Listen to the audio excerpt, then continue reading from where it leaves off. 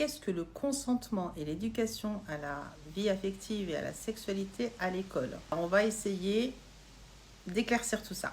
Il y a un texte de 2001 qui oblige les professeurs à donner 3 séances par an à l'éducation sexuelle à l'école.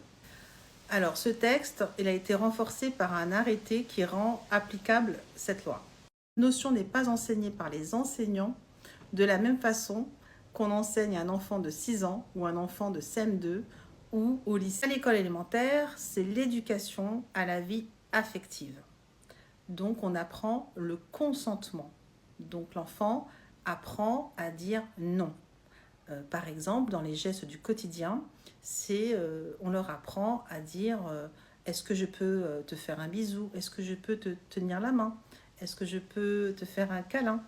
Et on apprend à l'enfant à savoir s'il veut bien ou s'il ne veut pas. Au collège, on apprend toujours le consentement, mais on ajoute d'autres notions, comme le respect de son corps et celui de l'autre, la violence.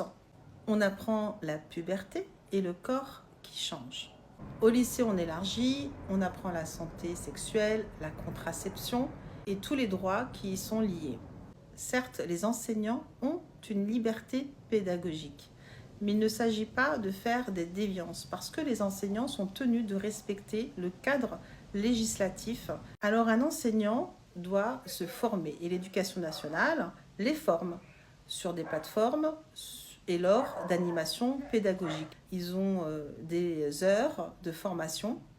Vous n'êtes pas toujours au courant, mais parfois le mercredi, ils ne sont pas tranquilles à la maison, ils sont en formation et ils se forment à comment enseigner ces notions et d'autres notions aussi.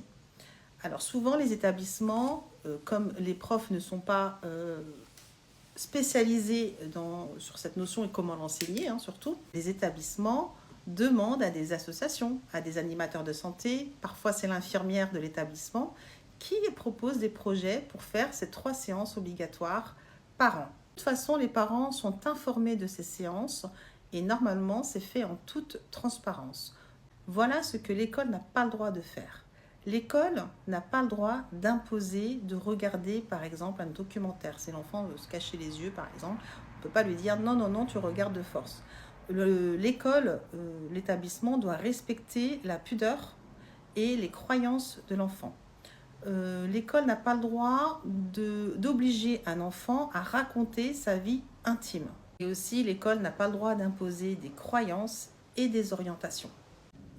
Et je répondais à une question d'une abonnée. Au revoir.